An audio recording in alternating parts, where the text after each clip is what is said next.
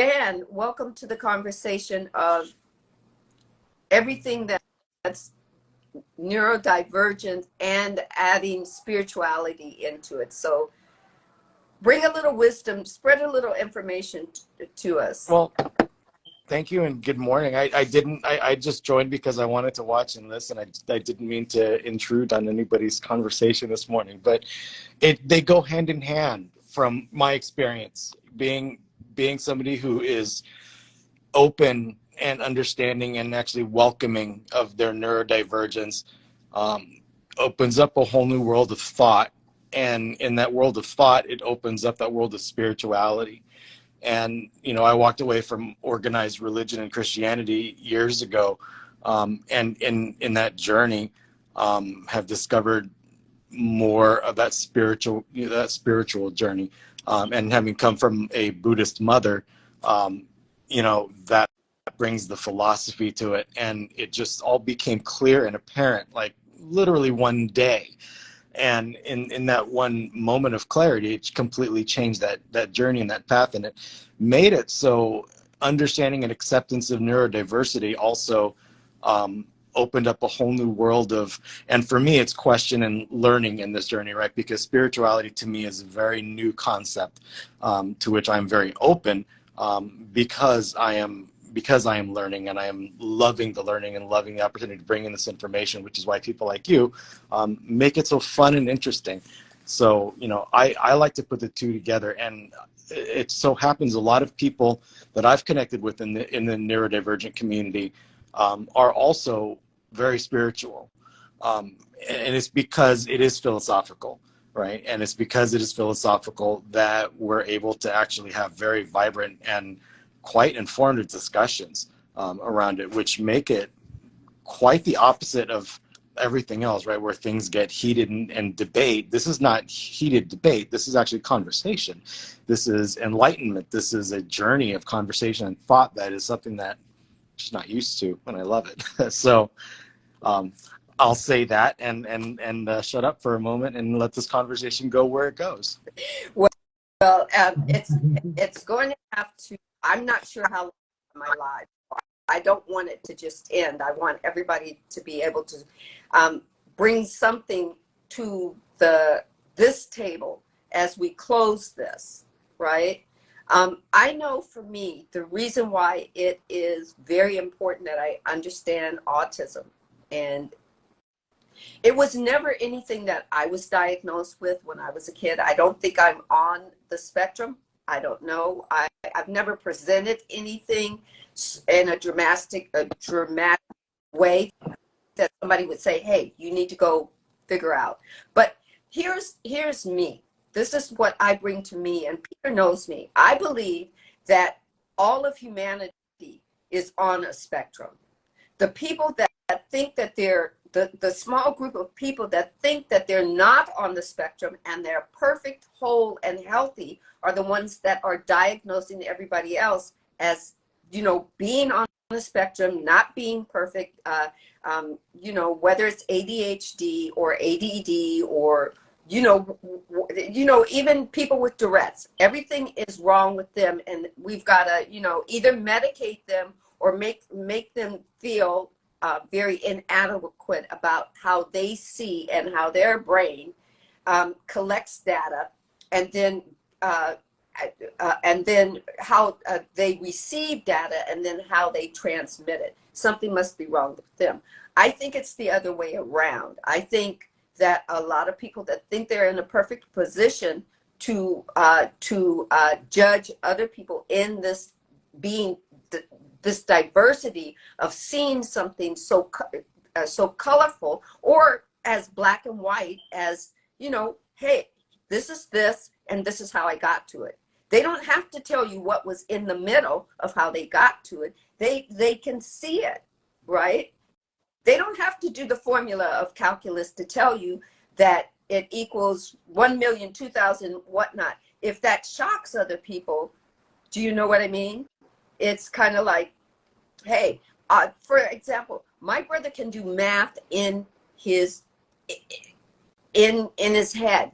He doesn't have to do the formula. I'm a person that I have to do the formula to, you know, get the answer. And then I can go, oh, see, I did it this, and this way. And it makes sense. He did it all in his head. And the teachers used to say, no, no, no, you can't give me the answer. You have to show me how you got there. But for him, it was easier that it was all in his head, and he did it, but no, you're doing it the wrong way. Right? It's so for me, it's like, okay, I'm finally understanding it. But it took me to understand that because my grandchildren have been diagnosed autistic between the ages of my younger grandchildren, between the ages of 2 and 7. Do you see what I mean? So this interests me because I need to know how to communicate with my grandchildren, because I want to be an extensive part of their life.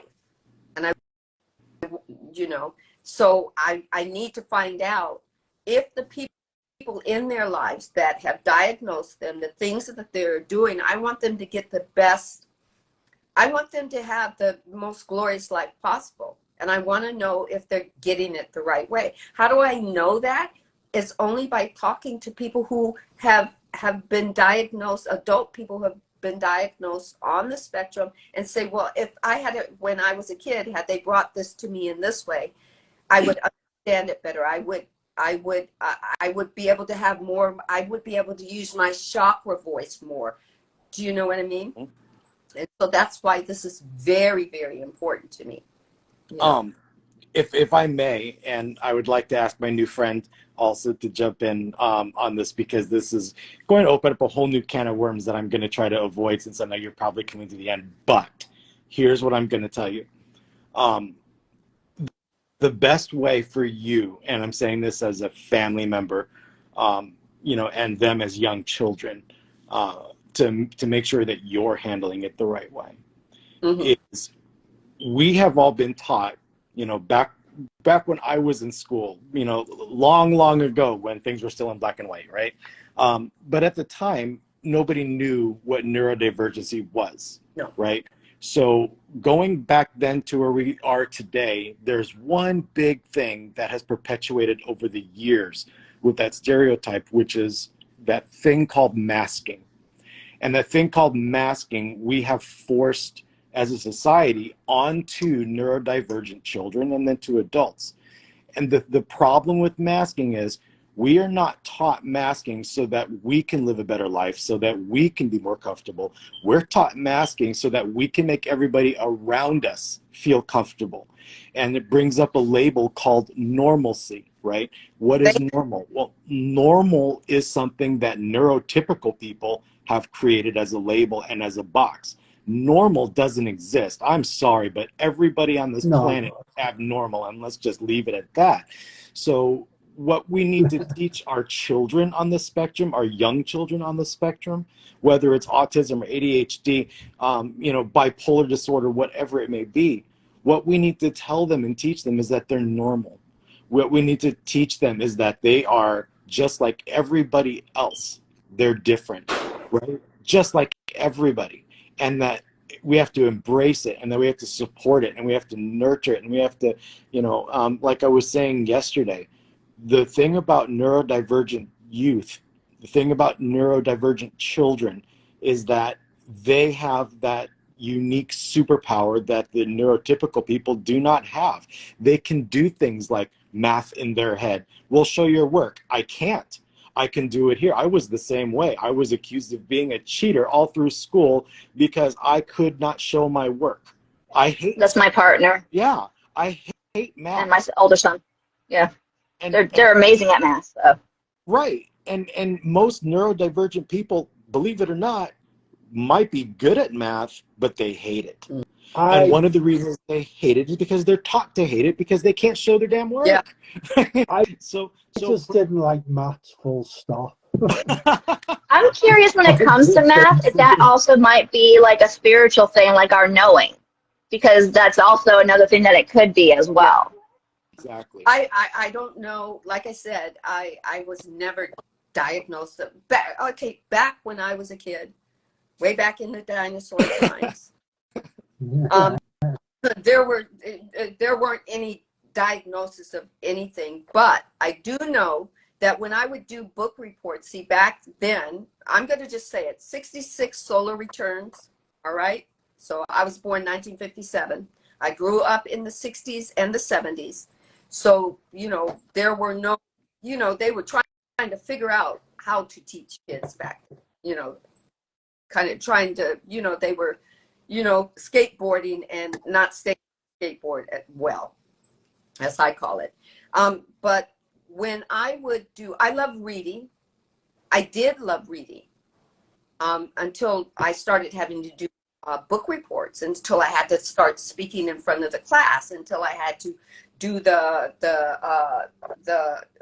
cue cards to give to the teacher of what I was going to say. And then when I wouldn't stay on point with the cue cards, then I was, you know, my grade, you know, the grade dropped, or I was told I wasn't paying attention, or I didn't really read the information, because I would wing it.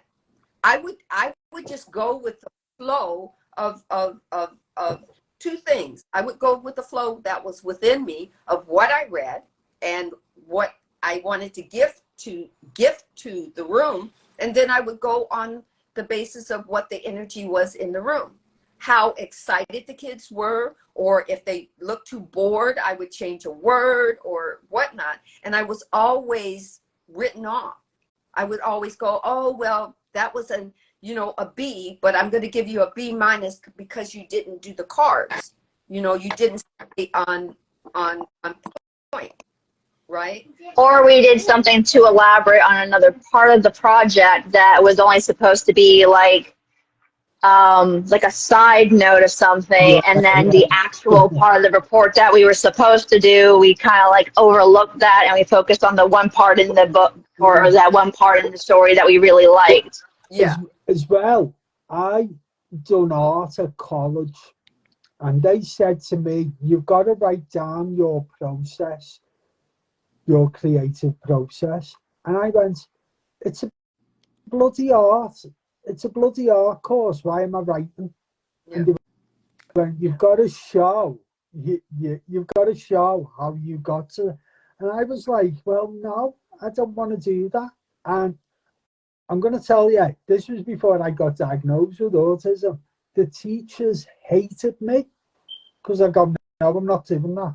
I'll do it my way. No. I got told by a tutor to stop doing art and go and stack shelves in Tesco's. Right. But the thing is, I think it never deteriorated me because I make stuff like that now. Wow. So I've got stuff in galleries, and I think my creativeness is my superpower. Yeah. In the way that I can create things from my head. Not like people can do maths in their head. I can't do maths, but I can create things and get them onto paper. So it's just like, I think some people have that knack of like just going, right, yeah, I can do this. But I love creating stuff and making stuff. That's my superpower, and that's what I think of it. Yeah. May I jump in on that? And what you just said is actually a very powerful statement for people on the spectrum. Art, music, creativity, those are things that are beyond, I can't even explain. I grew up as a musician. I was a professional musician later, and after school, music came very naturally to me. Music, I could pick up an instrument and I could learn it. I do that to this day. I have this thing where I pick up an ukulele out of the blue just because it brings me peace to be able to sit there. The thing is that from the perspective of a neurodivergent child, I always tell people it's our job not to stifle their creativity, but to actually foster it and find it, because that creativity is what is going to lead them to their adult life and success. That creativity doesn't necessarily mean they're going to become an artist or a musician, but it means it's going to help them to be able to find the patterns in the things that they've found for that creativity, to be able to continue on as an adult, to become a productive member of society, as the neurotypical standard would say, right? But I'm going to go back to you, Sandra. You know, when you're asking about your grandkids, how can you, you know, how do you make sure that you're communicating optimally and, you know, things like that with them as well? Give them coloring books and sit down and color with them. Give them puzzles and sit down and do puzzles with them. Give them little, you know, introductions to, you know, exactly. You know, introductory to, you know, dry erase also. Oh, dry erase is huge, right? Musical instruments, you know, things that foster their creativity and curiosity, because showing a neurodivergent child that you are helping them to find their passion, that's the trigger they need to be able to know and learn that they do not have to hide who they are, that they do not have to learn how to mask, and that they do not have to learn how to make people around them feel comfortable, because that's where things like anxiety come into play, right? The more you have to fake who you are in order to make others comfortable means you are now learning how to have to feel comfortable around others. And that creates such anxiety inside of you that, coming from a child and growing up with that, it's no wonder that our children are more medicated today in our Gen Zers than we ever were, right? Because that's what we're teaching them, is to, here's another symptom, learn how to mask it, learn how to medicate it. Instead, if we foster their learning journey and foster their growth, you know, through creativity, that's the medication right there. Okay. Exactly, and I agree. In kindergarten,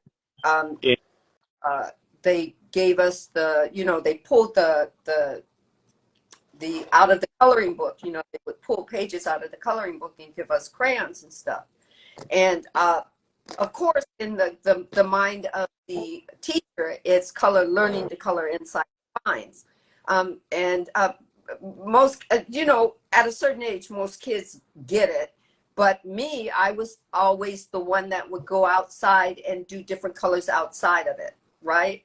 And it was kind of like, you'd hear the teacher say, well, to my mother, well, I don't think she gets it.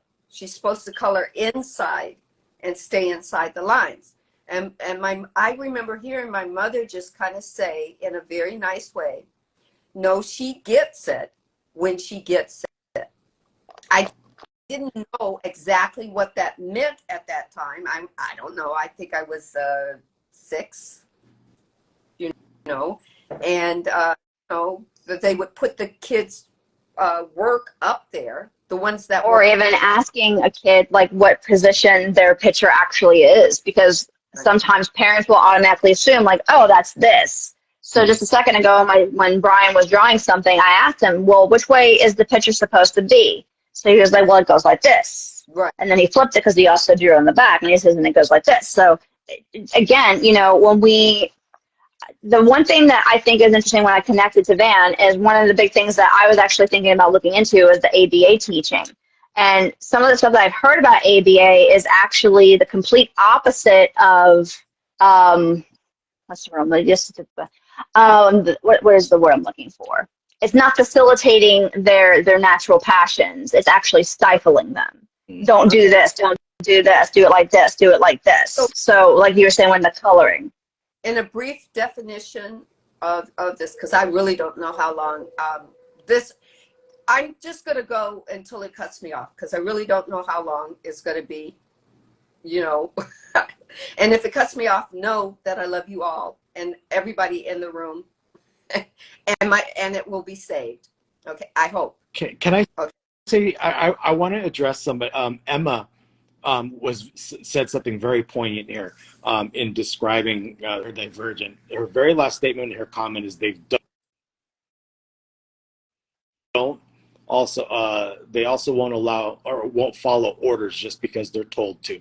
That's the coloring outside the lines, right? Perspective from a neurodivergent perspective is different.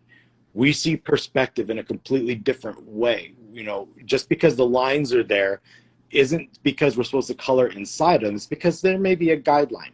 Also, if you have neurodivergent children or grandchildren, you also know you can't tell them what to do, because and I'm going to say this collectively, I speak on behalf of all neurodivergent people right now. We will not be told what to do.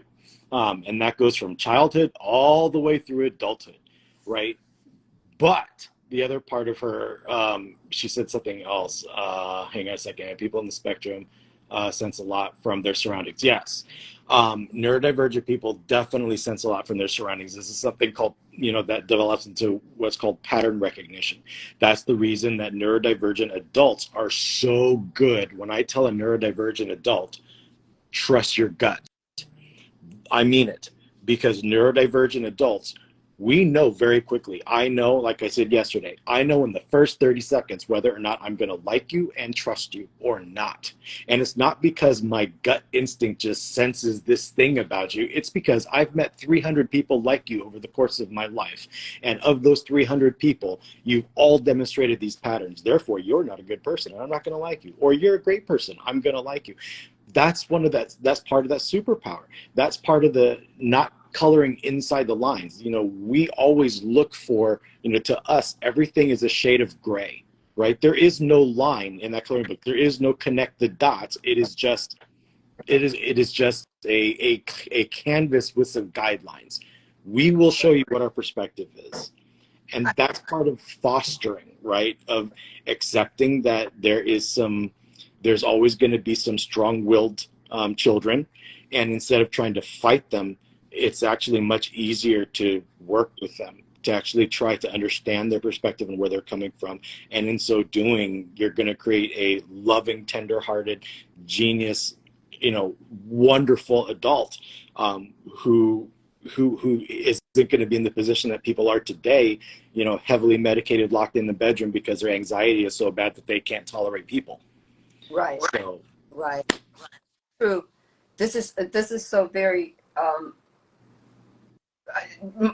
One of my granddaughters can climb anything, and she can figure out how to climb it. She can figure out what size chair, and I don't know, maybe she started doing this when she was about 2 or 3, and she's about 5 now. No, she's 4. And she can figure out which chair to use to get to where she wants to climb to. And literally, I'm not kidding, she can climb blinds, she can climb the curtains, she can climb up on top of the countertop, where there is nothing but just the countertop and the floor. And sometimes she can get there there won't be a chair there, and you kind of wonder how she got there, Not to say it's it's not a dangerous thing to do, because she can do it when you've left the room, or when you just thought you're leaving the room and you're going to get something, and then you come out and she's at the top of something. But telling her that it's wrong, I found it doesn't work. Telling her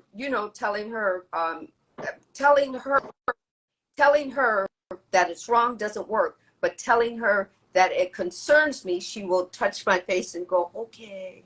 Yeah. Or, she's empathic to how that made me feel, but not caring whether it's right or wrong, or not caring whether she should do it again. She just knows in that moment that made me feel scared or concerned or something,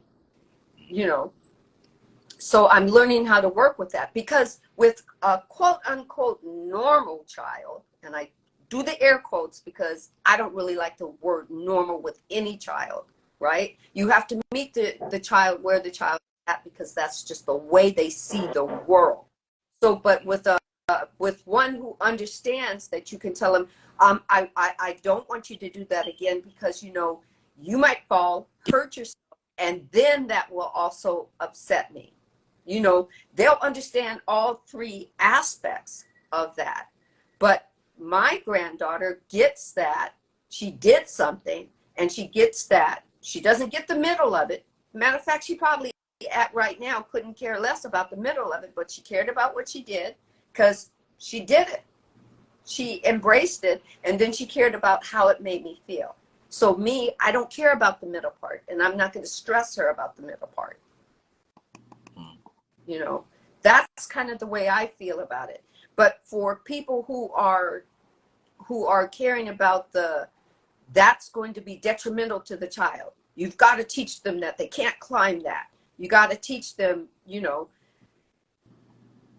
until they show you that they're in that space of the middle part of it. You just wait until they are. Will they ever get there? No, because they will figure the top out and the bottom out, and that's all that matters to them. Yeah. Well, you can't teach them that, you know, by saying you can't climb that. You have to tell them things like, well, you're gonna climb it, and you could hurt yourself, and you could fall down. And then it has to be one of those, do you remember when you fell down and hurt yourself? Right?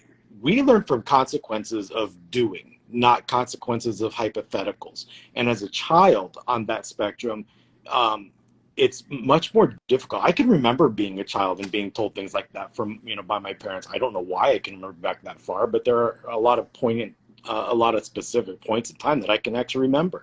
And I remember what I was thinking. It's like, you don't know, because in front of you is a problem. And in front of you, you need to figure out the solution. In order for me to climb that, I have to take that chair and move it over there. When I get there, I can get on that chair onto the countertop, and from the countertop, I can get to the refrigerator. Well, that's not a problem that anybody created. That's a problem that they saw, right? So climbing, Emma was commenting the same thing. Yep. You know, their child and your grandchild wants to climb and get up on countertop refrigerators. Well, you could tell them until they're blue in the face, don't do that. And they will always look for the optimal time to do that. Right. And they're not doing it to be defiant, even though it seems like it's an act of defiance. It's not. The thing is that if you don't want them to do that, the corrective behavior is not to say, don't do it, because now they're going to do it harder and they're going to do it faster. The correct behavior modification here is to, unfortunately, you're going to have to let them. Unfortunately, you're going to have to let them hurt themselves. That's what we do. That's how we learned, is by doing it. I didn't know my mom's electric stove was hot and could burn my fingers until I found out. And you know what I never did again? I never put my fingers on the electric stove, right? That's not an act of defiance. Part of being neurodivergent and for children is problem solving is seen differently for neurodivergent people. Problem solving is taken as a challenge. I must do it. And the moment you tell a neurodivergent person, whether it's an adult or child, that you can't do that, you just issued a challenge. And the challenge to us is, you damn right I can do it, and I'm going to show you, right? Yeah. And we'll figure out a way. Can I interject here for just 2 seconds? Yeah. I agree with all of those things. And also, we disagree, and we will take things as challenges if we see that there's no reason why we shouldn't do it in the first place. Yeah. Or I give my children choices. I give them choices that either way I'm going to be okay with. Even when they're deciding that they're going to try to challenge my authority, or it's seen as challenging my authority, it's like, well, you could do this, or you can do this. Right. This most likely is going to not be an outcome you like. And it's also, as I refer to with my kids, pause for the cause, not only because pause for the cause that they're, running 1,000 miles a minute, but also to let them have their brain back. Because, like, sometimes I feel like it's like for me, when I am getting into a tough situation, it's almost like I have my brain kind of like floats off for a minute while I'm trying to analyze the situation. So it looks like I'm just checked out and I'm not paying attention to somebody. But as soon as, I hear the responses that I need, as like Sandra was pointing out, the first part and the last part, the middle kind of gets muddled after a certain point because our brains think so fast. Right. So, like, for instance, if I was accused of lying to somebody, I can say, okay, I hurt your feelings. I'm sorry about that. But when it came to the experience, I didn't do anything wrong. There was miscommunications, and I probably should have said something about, the situation. But in my brain, if there's nothing that I did wrong, then there's nothing I want to apologize for. Right. If that makes sense. No, that makes sense, because here it goes back to, of course, and I've been reading about, perception. It's about what we say, what we transmit out to somebody, and what they receive are two totally different things. Yes. And how they receive it. Now, are we responsible for how they receive it? No. Are we responsible for how we said it? Yes, because we said it. We said it in exactly the way we wanted to say it. Is it right or is it wrong? No, it's not right or if it's wrong. But an act of actively listening will say to a person who received it in a certain way, well, oh, Ray, I heard you say X, Y, and Z. And Ray will say, no, I said X, comma, Y, comma, Z, period. And then they'll go, oh, okay. You know, now you have a conversation going on.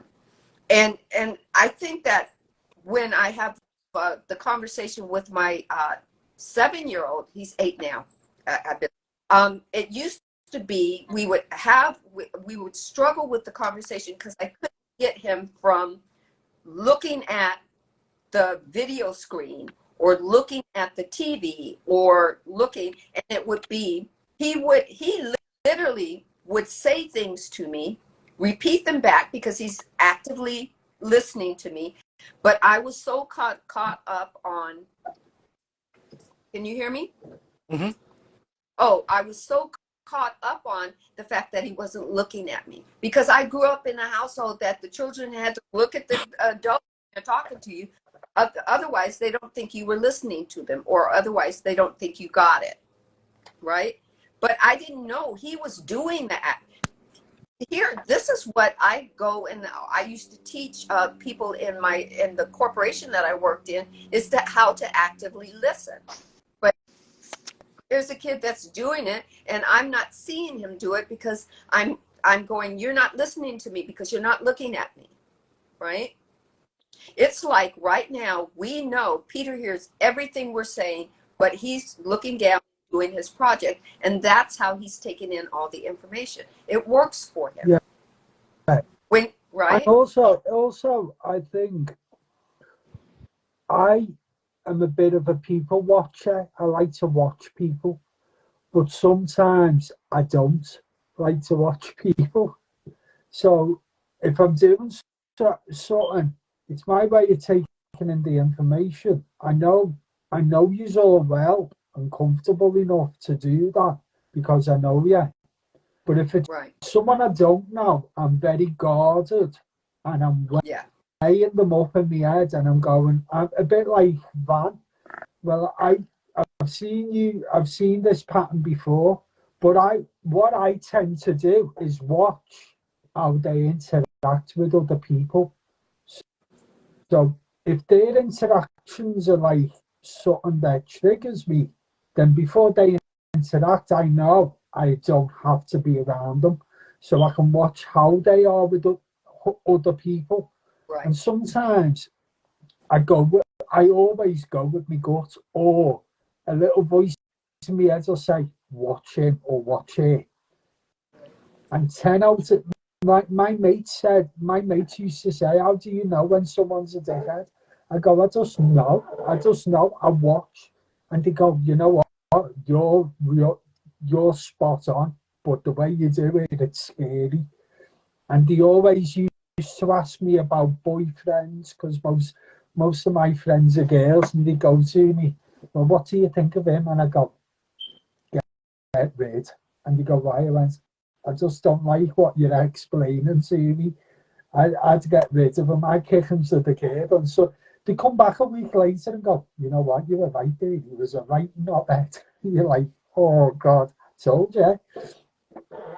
But I think now, finding out about being autistic, I realised I was picking up on other people's behaviours and how they were interacting with people and how they were talking to people, and it was like, oh right, yeah, a bit like what you said before. I agree with what Ron said. It was just like, you've seen them patterns so many times, so you keep it stored in your head that if you see that pattern again, walk away. And I think that's what I've started doing now, seeing patterns. And I say to people, I see patterns better than actual just, and they go, well, how do you do it? I went, I can see patterns in people's behaviours that people don't see. So I can go, right, I've seen that like 4 times, 5 times. You've done it to me that many times. I understand it now. But with that, sometimes you can judge people wrongly as well. And that's the bit where I'm still learning on that little bit. But all in all, I think being autistic is brilliant in the way that we can communicate. And also we can communicate with other autistic people and not worry about explaining ourselves. Yeah. Because that's what I've found quite a lot when I've been going through, when I'm on my autistic journey, as I like to call it. I see things and I have to explain to people, oh, I'm autistic, so if I do this, I'm open with it. I'm very open with it. I don't care what people think about me or what they're going to say. And it doesn't really bother me. But the one thing I hate, and I hate this, and you should do a whole podcast on what not to say to autistic people, because that one, I always get, oh, well, you don't look autistic. And I'm going, well, I say to you this, so this is my response. I go, well, what do you want me to fucking do? Wave a flag around me, fucking it. And you want to see the look on the face when I do that? You go, you can see, you can read them right away. Oh shit, I shouldn't have said that. So, but I add humor to it, but sometimes that can be annoying. Yeah, it's the same thing with people who are depressed or who are bipolar, or, you know, and they tell us all the things not to say, but they really don't help explain the things that they tell us the things not to say, but the things not to say aren't really the things that shouldn't be said. I believe that we have to tell us how to have a conversation, because Yes. it's about the things that you should not say. It's about the things that you need to say as a conversational piece to have them understand you and you understand them. And here's my thing is, if we and Peter, I understand that you like understanding the label because it helps you to understand yourself better. I understand that. But I think about it like this. I think autistic, whether you're autistic, whether you're ADHD or any of them, bipolar or whatnot, you are already on your spiritual journey. You are so close to it. Yeah. You are into it. It's what people have to get to their spiritual journey. It happens naturally for us, for people that we call neurodivergents, or we call them artistic or whatever. They're already tuned in and jacked in to their authentic self. The thing, it's hard for other people who aren't tuned in and jacked into that to understand it. So they're considered to be the problem. Do you know what I mean? Yeah, and I think what it is on that as well is that, like, I might use a different way of this. You know, like, I am not clued up on racism as such because I'm a white person, and I'm using this. Maybe this is the wrong context in what I'm thinking, but if I want to find out something, I will ask questions to a person of colour or whatever. And I think what it is we're scared to have conversations where we're asking questions where they're awkward questions. Yeah. And we're scared to ask them awkward questions because you don't know, you're like saying, oh, I shouldn't say this, I shouldn't say that. But you should, within reason. But we've got to have awkward conversations about disabilities, because I think sometimes that awkwardness can bring something out, Yeah. can bring My the conversation out. is lighter than me. My granddaughter is slightly lighter than me. She's I don't know how to explain it, but she took my skin and she was pointing at my skin because she put her arm up to me and she was pointing at her skin and pointing at my skin. Okay, this is the one who doesn't speak right now, or she speaks, but she speaks a different way. So she was asking me about the difference. Yeah. I just said to And her. also, like certain societal norms and social cues in different culture backgrounds are also completely different. And then when you're neurodivergent and you always have to explain yourself, now it's an extra layer of trying to explain yourself because you want to make sure that you're using the proper terminology for that identification, that gender preference, that particular pronoun, and it just compounds. And especially, the youngest, she's like 2 going on 3, so she's not going to understand that in depth, whatnot. So I just told her, this is me, and I pointed to myself, and that was her. I pointed to her and pointed to herself, and I just looked and said, okay, because she knows the word okay, and I said, it's okay. And she just, of course, she touches my face again. That's her way of saying, I understand, or I love you. She gets it, and we're done, But yeah, I think, I don't know, I could be wrong, because here we go again. Every autistic person is not the same. Everything, one size does not fit at all. What fits for Peter does not fit for Ray. What fits for Ray does not fit for you. And if I am, which I do think I have bits and pieces of it, what's going to fit for me isn't going to, what didn't fit for my sister or my brother or whatnot. I was me, and we have to understand that. What did she say? Gotta fly. Oh, welcome. Thank you so much. I'm about to get off, but so I thank you, Van, for being here and adding to this wonderful collective of conversation. And I do welcome you back. I have a podcast called Soul Conversations with Sandra. I do podcasts on Friday, and I would love for you to be a guest so that we can just deep dive, so that we can do an hour and a half straight of deep diving. And you're welcome to invite Ray and Peter back as your guest there, but I want to have you as mine. So I would love to. I have a few slots open in August, and hold on a second. I want to do one thing.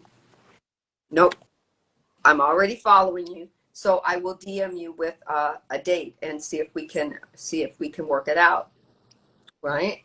So is in 1 minute or less, is there anything that each of you want to say? Because I really don't want this to cut you off.